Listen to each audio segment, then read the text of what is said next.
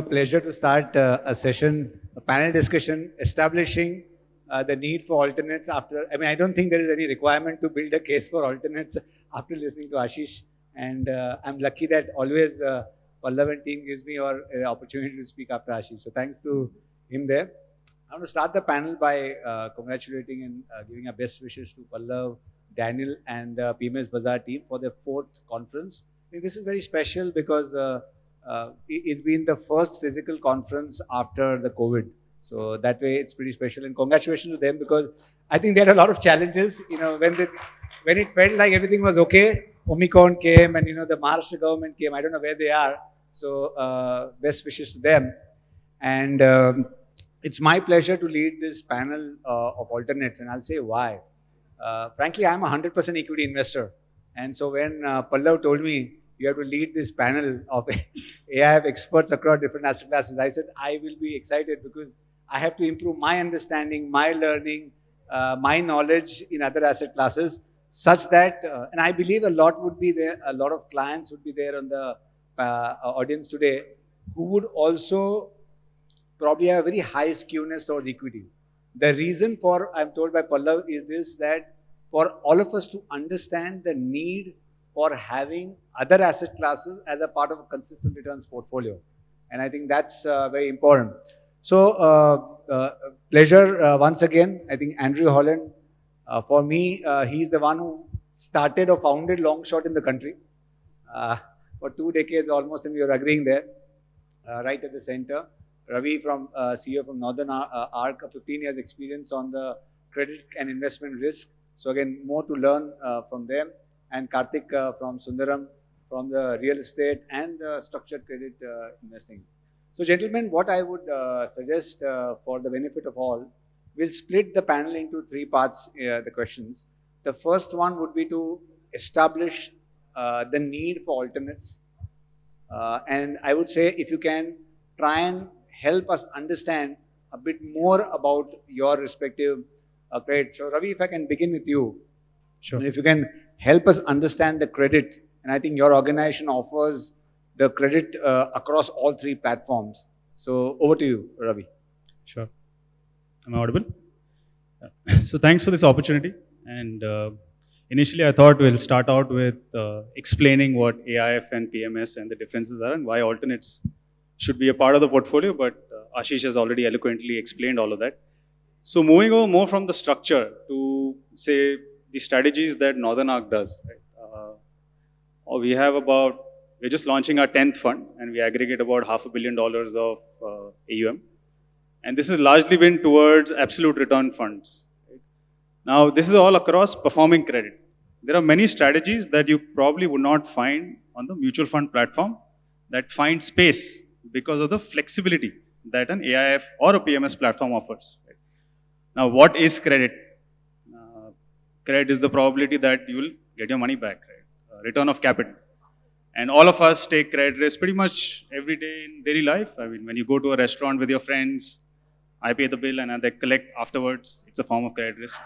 When you pay in advance, take the goods later, that is credit risk. When you, say, buy a house, you expect the builder to deliver, that is all credit risk.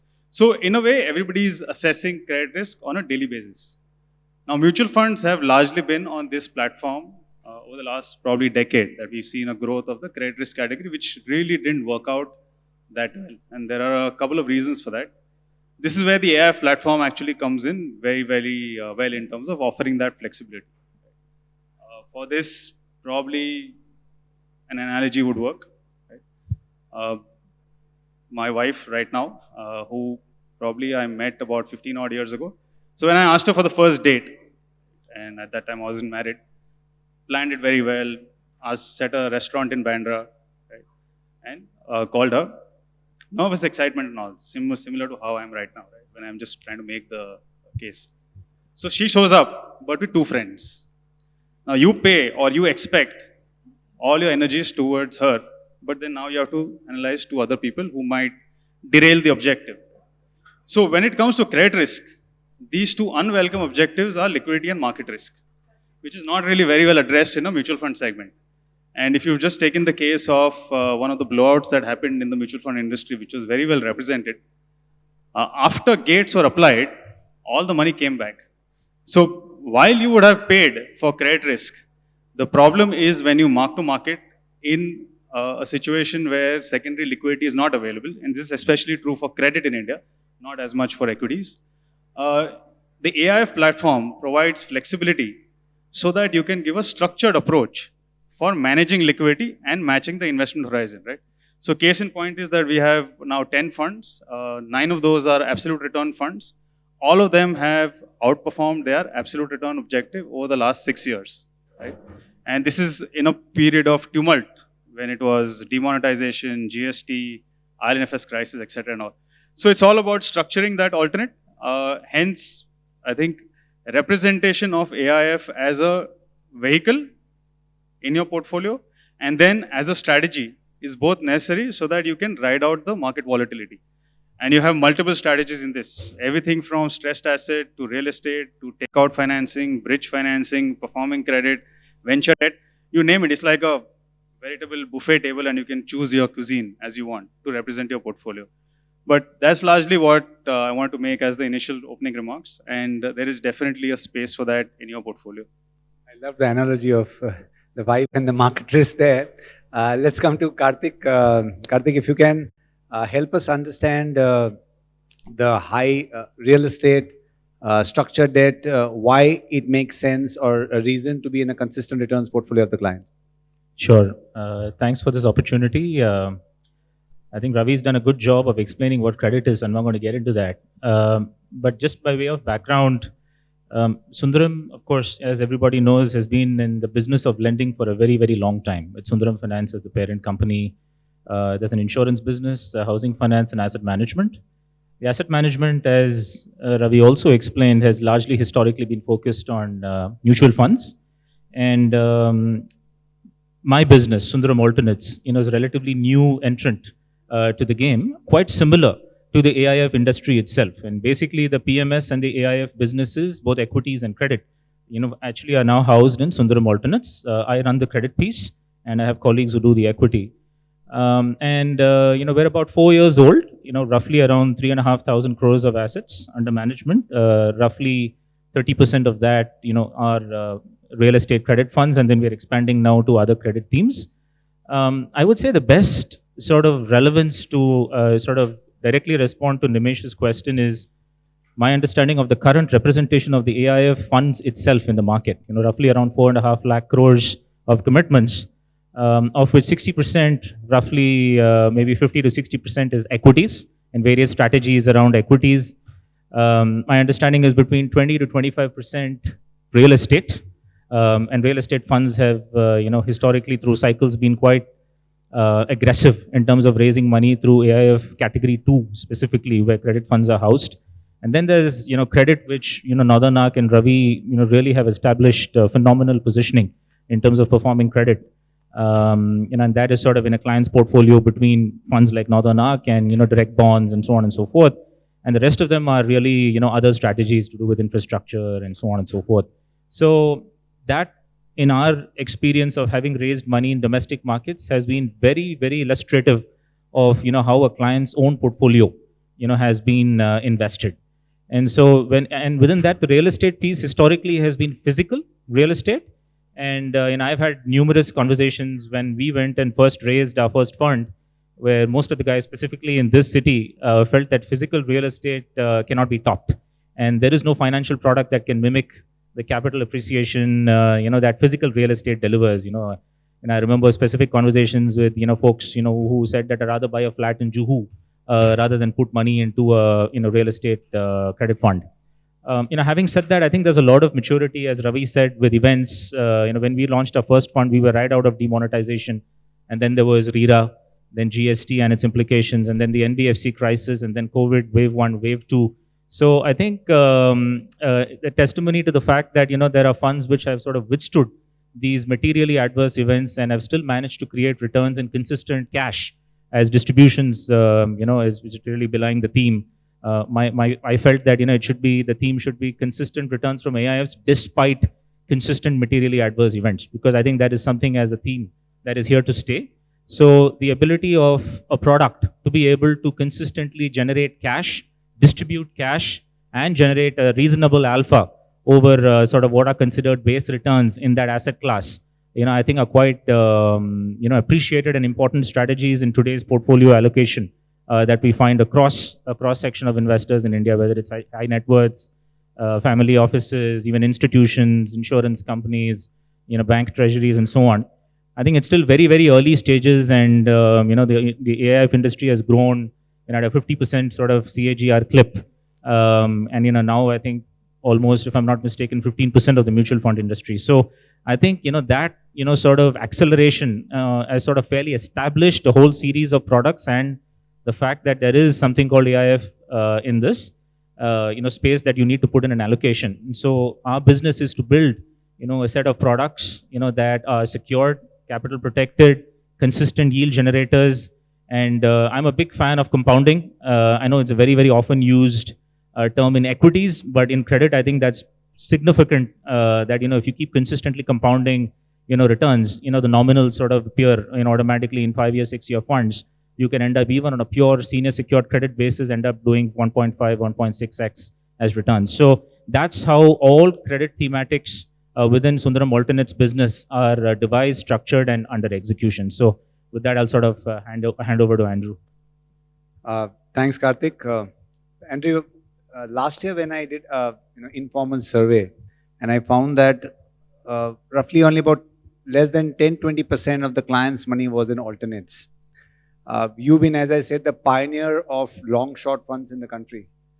My question to you is that how can we, it's not about how as a category can be grown, what can be done to really deepen the penetration of the entire category? If you can throw some light in your experience, please. Yeah, I will, but let me just tell you a little bit about the journey and where long-short fits in.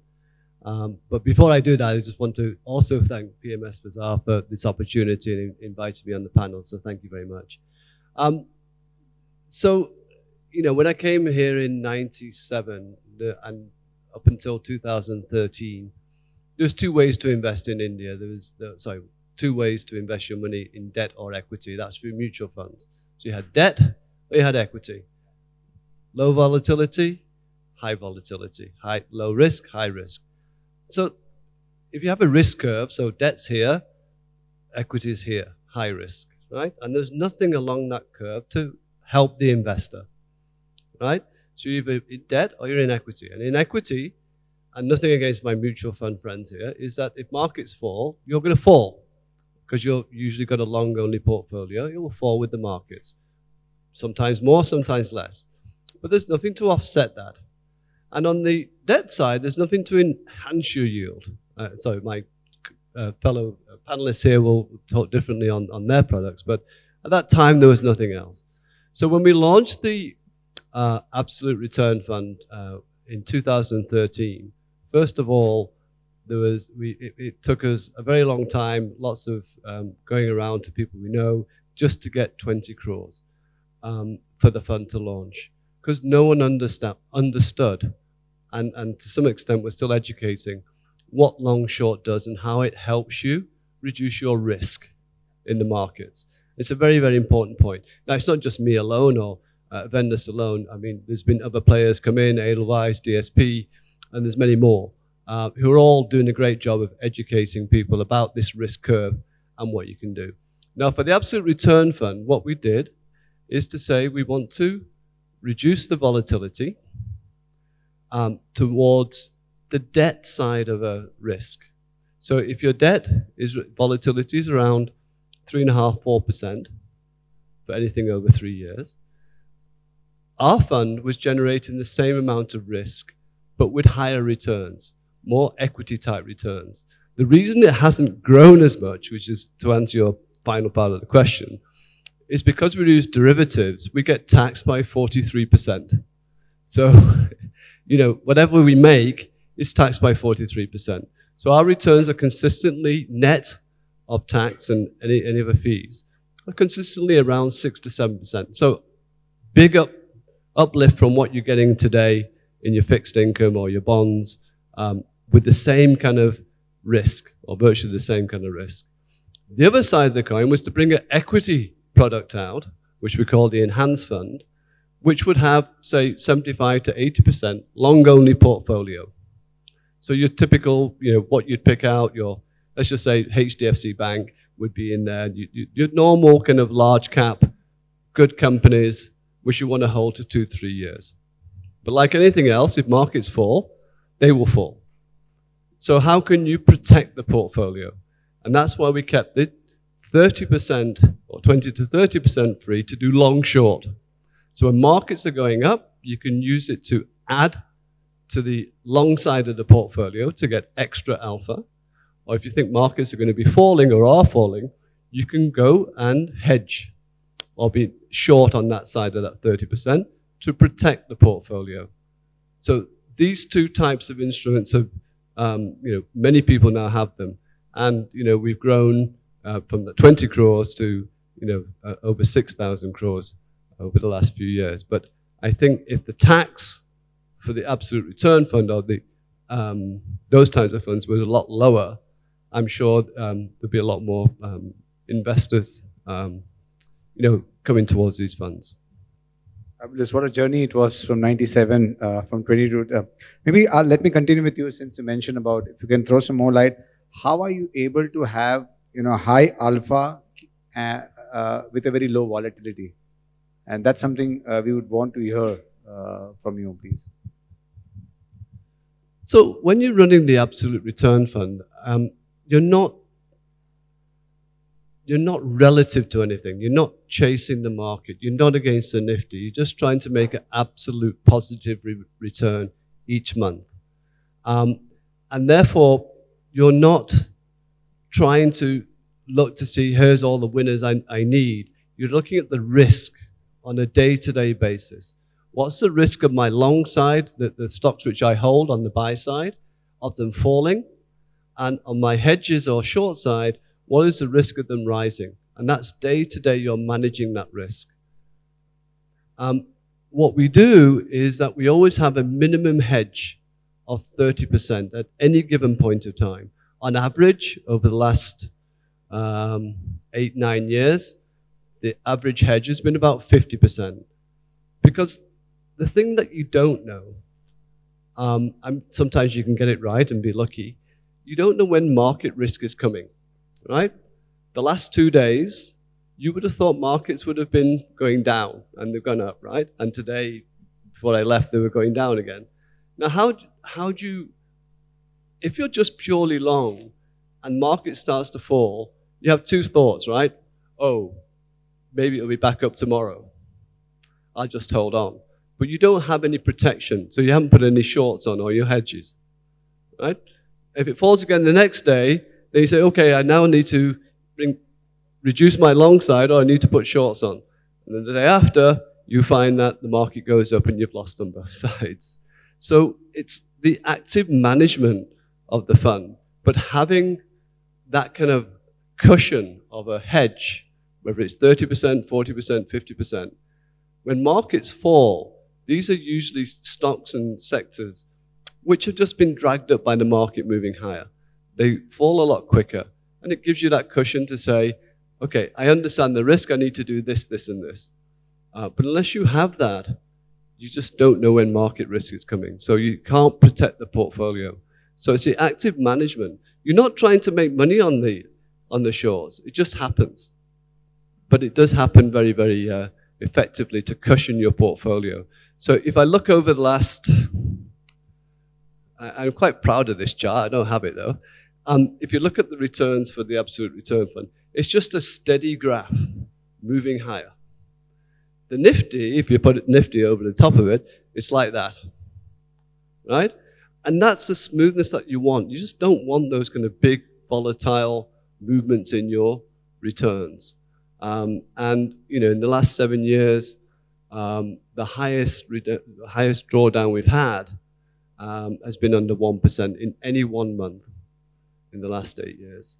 So, and all the cycles we've been through in that time. So that's how you kind of manage it. It's not really just trying to grab all the alpha you can. It's managing the risk. you said it so simply, but it's like, I felt like Sunil Gavaskar saying how to, put your front leg and, straight drive. It made, but I'm sure it's not as easy what you made it. And credit to your team for doing successfully over the last 2 decades.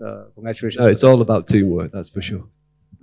So coming to you, Karthik, tell us about how big is this opportunity on the real estate secured debt. Real estate is a very cyclical sector.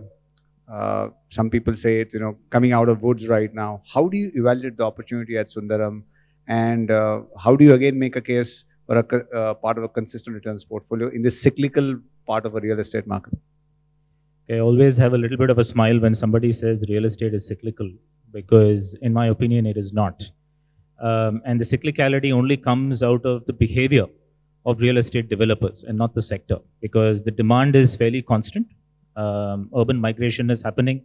There's always people looking to buy houses, regardless of the fact that leasing is cheaper. And with all the stories you hear of asset light and this and that and the other, there is an intrinsic embedded demand for real estate. We do residential, so we don't do the other variants of commercial and warehousing and all of that. But within residential, there is surely volatility within the micro markets you operate, but those are not as material as news and the noises, etc., sort of bring about. And essentially, the cyclicality happens because of also the intrinsic embedded behavior of real estate developers to consistently make the same mistakes every 4 years. I mean, this is really a fact, because they would execute 2 projects well.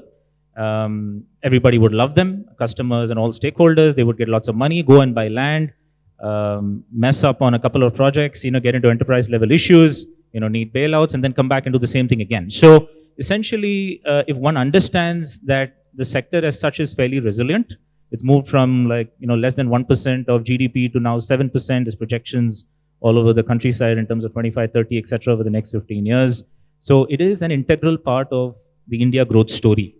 Now, having said that, there are obviously many, many nuances. And just as Andrew tried to simplify the overall industry evolution of equities or the mutual funds, you can either take an equity approach or you can take a credit approach. And there are really no grays. And so if you're an equity approach, which is a substantial part of what happened between 2000 to 2010, when the industry saw phenomenal capital appreciation, all sorts of offshore funds came in and put funky structures, did offshore, onshore, lots of stuff. And then those kind of blew out because there was no subsequent capital appreciation to that extent. And then you will see a lot of the AIFs also using NCDs, which are debt instruments, but the underlying risk that you end up taking for the return that you need to generate or what investors expect often tends to be somewhat equity, quasi-equity. So you go very early stage, you allow a lot of takeouts, you do this new terminology from 2015 onwards called pay when able. And so, once you start kicking the can down the road, start taking cash flow bets, start, behaving like an equity owner of the business, regardless of your structure, that is an equity risk. And you got to be willing to live with that, have the capability to handle that, and understand the ecosystem to be able to then realize return. And so those tend to be, in my opinion, more a private equity type approach, regardless of the instrument. And then there is another side of the coin, which is what Sundaram, with all its conservativeness and legacy and everything else does, which is stick to plain vanilla, extremely boring senior secured lending. So, we are NCDs, we have trustees, we have mortgages, escrows, blah, blah. We have everything about our pitch in our funds would sound exactly similar to many of the others, except that by way of style, by way of credit policy, by way of taking the risks that we want to take, we are extremely on the credit side. What I mean by that is most real estate funds, would have mortgage, cash flow escrows. They would have all sorts of guarantees and so on and so forth. But what we do in addition is that we don't enter into anything other than a brownfield, for example. So we don't do any pre-approval risks, which is a substantial real estate risk. We don't do any single asset financing, which is quite similar to what most people do in a typical project financing sort of model. So we don't end up taking any early stage risk, nor do we end up doing a single asset financing. So which means that at any point in time, you have very diverse set of cash flows from multiple projects, all generating at various stages of sales and construction and so on, that we have a sweep into. So this is exactly how we were able to get comfortable with investing and commit serious amounts of sponsor capital and so on, and also recover through COVID wave 1, wave 2. For example, we recovered 60% of our fund, since when Mr. Modi announced his lockdown till March 2021. So when the entire industry was on a moratorium, whether it was an NBFC or housing finance, so on and so forth, we recovered 60% of our fund, in cash. So this is the only reason why. So not anything rocket science or anything, but it's purely the approach to investing, which is exactly what he said. It's really the active management, how you assess risk and go about writing your own documents, templates, and so on.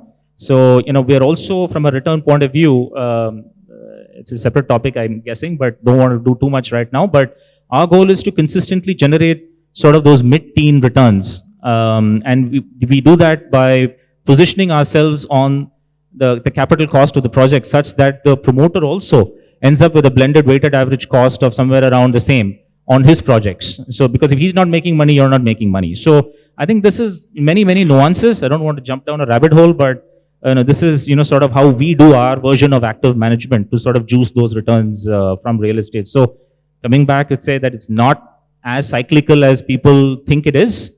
There are margins in the space. There is net surplus of between 30 and 40%.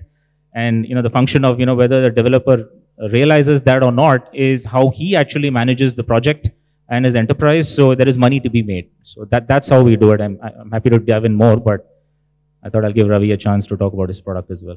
So let's put Ravi in a spot. Ravi spent a good 15, 20 years on the credit side. Let me ask crudely what investors think. Credit is a bad word, Credit samajh mein aata hai, and what last 3-4, I'm using Hindi, but last 3-4 years, that's something which we want to stay away. If I'm an investor, I want to stay away. Okay, and how is the Northern Arc in terms of investment laws? How can you convince us having our faith on the credit side? Yeah, credit is like one of those WMD kind of connotations because of what has happened in the market for the last few years, right? And with good reason. I think people have lost money, and some of it is largely because also of the vehicle that you choose, where so if one credit goes bad, say in a mutual fund scheme, and all the investors have the option to run to the door is only that much. If everybody rushes to the door, then people are going to get stuck, and which is what leads to gates, etc. and all. So it's more of a design issue. It's not as if that single credit would have led to enough loss. But if you take a step back, right, how do you actually decide an investment? Right? There are broadly 3 buckets. You look at yield, you look at liquidity, and capital protection, right? Especially in credit. Now, juggling these 3 balls tends to have some sort of trade-offs against each other. Right? If you want to have very high yield, then you really can't have too much capital protection because you might put all of your eggs in one basket, and then if that goes bust, then capital protection goes down the drain. Liquidity is a challenge, and if you have a volatile fund, right, which is what Andrew mentioned, the entire aim is to curb volatility, because if you want to take liquidity out, you should be fairly certain of the price at which you can remove the money. Right? So between these 3 parts, and obviously taxes, you have to structure a solution, so much so that credit doesn't become a bad word, right, and actually adds value to your portfolio. Now, the broad rule that you want to do for a capital protection is that at a portfolio level, the single issuer concentration, the one security which can go bad, should be less than what you're earning over the life of the fund, every year on that fund. Right? So for an example, if you take 20 names that you want to lend to, 5% each, right? And if your annual return on that fund is say 10%, theoretically, if 2 names go bad and you don't recover a single rupee, you have still made your money back, at least in terms of primary capital protection. Right? So what you lose in individuality, you gain at a portfolio level. So always have a balance on the credit side to ensure that there is enough diversification which offsets any possible credit event that can happen. Now, what is the second way of mitigating credit events is by having access to information and the ability to underwrite. So in equity as well, there are professional fund managers, and then there are all these Reddit groups or online groups where you can scourge for information and do your own decisioning. So there is a do-it-yourself model and there is a professional model. Obviously, you'll pay a cost, and with the amount of competition in the market, the costs have really come down. It's anywhere from 50 basis to 200 basis points. So a professional approach will give you a structure or a solution where you can have capital protection and make your yields as well. Right? It's similar to how like everybody was baking during the lockdown. I mean, you know how to bake bread, you have the ingredients, you have the time, you have the expertise, then you do it. But at the cost of your professional life. Now, when you have work to do, nobody is baking bread. Right? So in your regular life, if you're not investing, then it's best to leave it to a professional. Otherwise, you can choose to do it on your own, assuming you have access to ingredients, which is the information. There is a huge information asymmetry in the market. When you go and lend, say, if Karthik, if you want to co-invest with Karthik, and you say, I have 1 lakh to invest, the developer is not going to entertain you. Is not going to give you that much kind of information. So information asymmetry, to make sure that a professional manager has the information, is able to construct a portfolio which is diverse, so much so that even if there is a hit, your capital is protected and you have a good enough upside, as it were, can really deliver good returns. Now, in a 5-year fund, assuming there is one default of 5% and you have an annual accrual of anywhere from 10 to 15%, you will still make capital plus returns of 8 to 10%. That is largely the structure. It's not rocket science. It's pretty basic functional way of doing and designing a solution on how you want to do it. The other aspect is the taxation piece that Andrew mentioned, and this is largely a lot of investment decisioning tends to happen based on taxation rather than risk. And that's because of non-standard taxation at both instrument level and vehicle level. Today, a mutual fund is taxed very differently from an AIF, right? For equities as well, despite the underlying being the same. Within that, a market-linked debenture will have a different taxation if it is listed. If it is unlisted, a different tenor of holding will give you a different taxation, as similar to a mutual fund. So a lot of the money flows basis taxation into a vehicle that is probably not designed to offer that solution, and which is what we saw with credit mutual funds.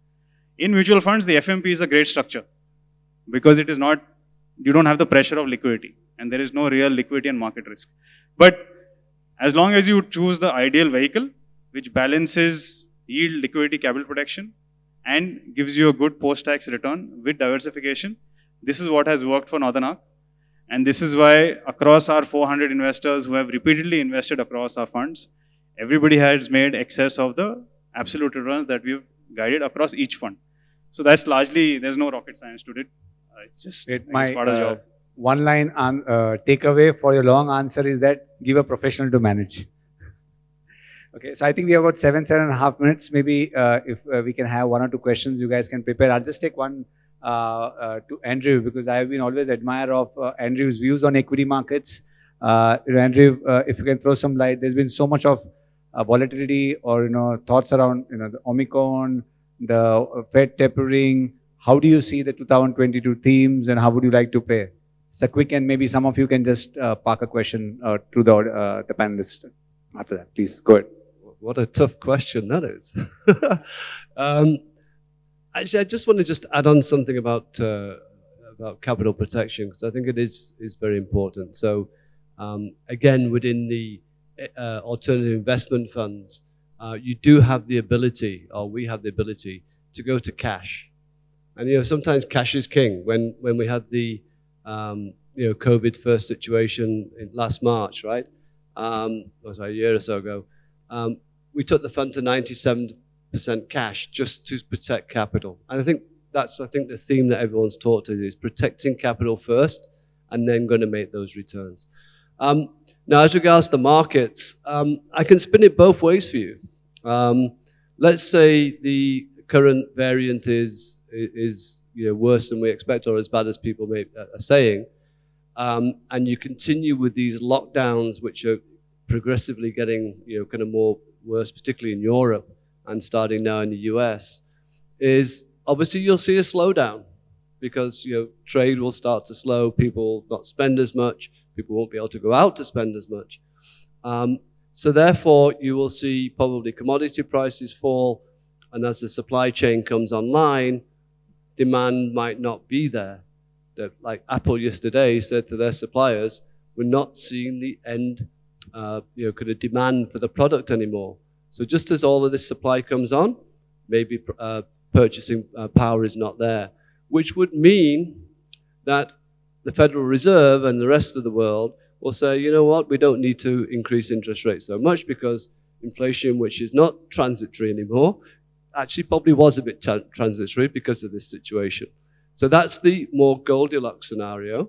But let's just say that hopefully, the health scare goes away from us. Then I think 2022, everyone will try and get back to normal again, and spending will pick up, and inflation's going to still be there because the demand pickup will be quite significant again. And therefore, you're going to see a faster increase in interest rates. Now, I don't think we remember last time the US increased interest rates. There's huge amounts of debt out there. It's not good for emerging markets when you get this tightening of liquidity. So I think it's good. Volatility is definitely going to be there. That's all I can say, because there's so many moving parts at the moment. The fact that I can spin you both bull and bear right at this second is a worrying factor. I think India will do well, but we can't move away from global factors.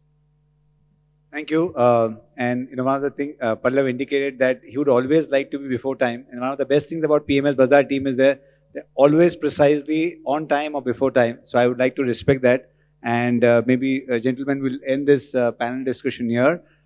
Big thank you to each one of you.